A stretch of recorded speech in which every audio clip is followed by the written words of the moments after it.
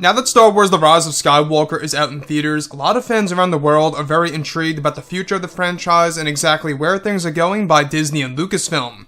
This is Mike Zero. Make sure to subscribe if you're new to the channel for future Star Wars content. Now, one thing about The Rise of Skywalker, in case you guys did not know, is that a lot of changes and adjustments were made to this movie. Many different reshoots and rewrites were done during production by J.J. Abrams, Chris Terrio, George Lucas, you name it, and even as we got closer to the release of the movie throughout the months of August, September, and October, is when a lot more changes were even made, where additional reshoots were done, where 30% of the entire movie was completely reshot. A lot of segments within the very ending and the final frames of the film were completely changed. And so in this video, I wanted to go over the original segments of the film that involved George Lucas and his take on the very ending of episode 9 and the final frames of the movie, of specific scenes that he actually directed and wrote for episode 9. Before a lot of George Lucas's scenes were deleted from the movie, it's actually estimated that over 60% of George Lucas's scenes were deleted from The Rise of Skywalker. Now, on top of all of this, a lot of fans have been a little mixed on how they feel about the very ending of this movie. However, George Lucas's version was far different than what we got by J.J. Abrams, Disney, and Lucasfilm.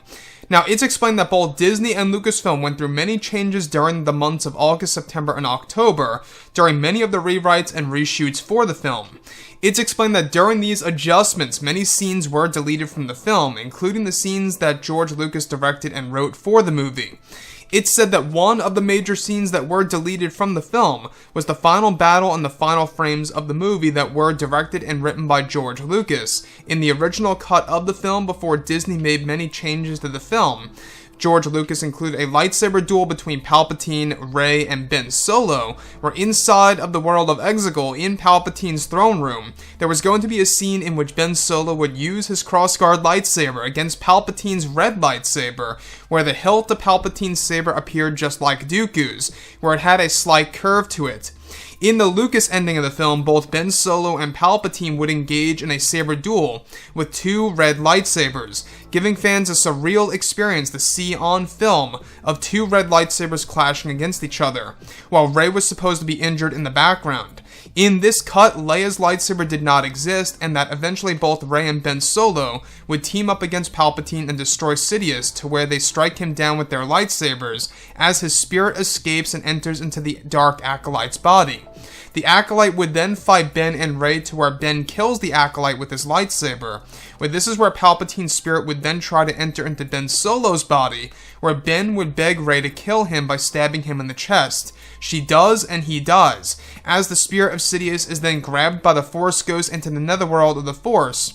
Now on Tatooine, the final frames of the movie was going to include Rey going over to Tatooine, where it would take place sometime later after the events of Ben Solo's death, where Rey is now looking at a large Jedi temple over the Lars homestead that would show Rey's new Jedi Order, with the Force Ghosts of Leia, Luke, Anakin, Ben Solo, Yoda, and Kenobi all standing in front of the Jedi temple with a beautiful binary sunset in the background as Rey looks up at the sky. In this version of the film, before it was cut, there was said to be a scene where Rey would have a double-bladed lightsaber, both colored blue and green on each end, where she would hand a young boy with black wavy hair the Skywalker lightsaber. She would hold the boy's hand as they look at the binary sunset, and the Force Ghosts of the past are smiling at Rey and her new Jedi Order in hope of keeping peace and justice throughout the galaxy. The entire segment between the final battle and the final frames were cut due to Disney and Lucasfilm wanting to change the tone of the film in order to give fans a different feel for the movie. This was also deleted since they wanted to create a different fate for Ben Solo by keeping his transition to the Netherworld a mystery for fans around the world. So let's go over a couple of parts about this and what we can really take from the George Lucas version of the ending of episode 9 and the final frames of this movie. I want to talk about the young boy on Tatooine and why I believe there were original plans of Rey having a son at the very end of Episode 9. Now, you guys may recall that a couple of months ago, I would say more so around 6 months ago, we were talking about Rey's child/son being in The Rise of Skywalker, and it most definitely has something to do with this particular segment of when Rey was on the world of Tatooine standing next to a young boy with black wavy hair. Again, the description of a young boy with black, wavy hair suggests that this could very well have been Ben Solo and Rey's child at the very end of Episode 9, leaving things open-ended to really continue the Solo bloodline if they really wanted to. Now, the thing about this that I think really does intrigue a lot of fans is that why did they cut such an important scene that would have involved the son of both Ben and Rey, from what it seems? Well, it could be that they wanted to make it more clear that the Skywalker saga or anything to do with the Solo family is not going to continue in any way, shape, or form. It seems like J.J. Abrams really wanted to lock things down and really close the book here with The Rise of Skywalker, with no possibility of going back to the Skywalkers and or the Solos. Now, the other thing that bothers me here is that in the George Lucas version, there was going to be a Ben Solo Force Ghost, which also explains as to what we talked about 6 months ago of Adam Driver being on set over in a desert world with a binary sunset over at Pinewood and Cardington. That explains as to why he's actually there and why he is because he was most likely filming for the Force Ghost sequence that was being filmed when George Lucas was directing a particular segment at the very end of Episode 9. Now, the thing about this, I know a lot of fans out there have a problem, including myself, with how Ben Solo was not able to transition to the Netherworld and become a Force Ghost and did not appear next to his uncle and mother. The thing about that is that originally George Lucas was going to have all of the Force Ghosts, all of the fan-favorite Force Ghosts appearing in front of the Jedi Temple. And about the Jedi Temple, that too would have also given us a better idea of where Rey stands, essentially showing us that she created a new Jedi Order, for the entire galaxy and to actually contain peace and justice throughout the entire galaxy, for a very long time.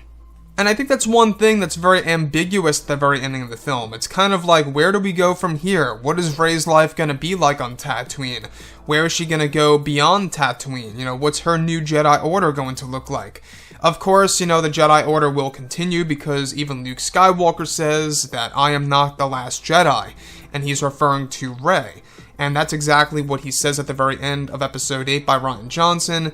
So everything related to these changes, even dialing back on the whole spirit aspect of things with Palpatine and not giving him a lightsaber duel, and how George Lucas originally had directed a scene for Palpatine to use a lightsaber against Ben Solo and Rey, and how a lot of spirit stuff was going to be included in the final battle.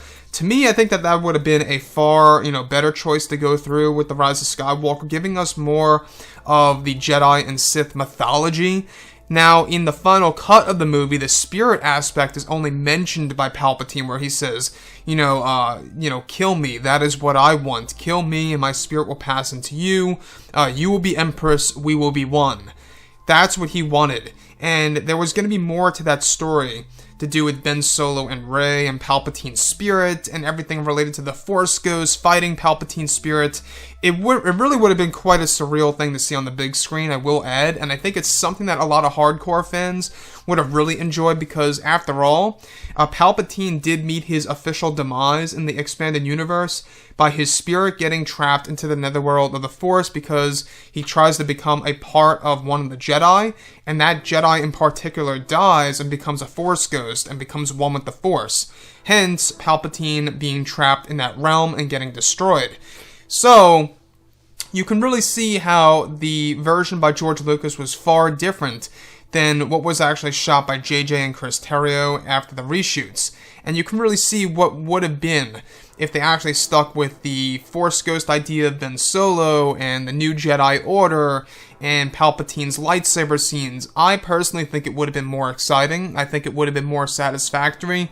And let's face it, it would have done far better at the box office faster if they had included those scenes. Now, granted, the movie's doing fine at the box office so far, but I think it would have done, I would even go as far to say as double the amount of what it got right now, you know, based on, you know, the scenes that could have been by George. So anyways, guys, drop a comment below. Let me know what you think about all this in the comments. And if you guys did enjoy the content for today, do make sure to drop a thumbs up on this video to support the channel. I thank you all so very much for the kind support, and I'll catch you guys next time.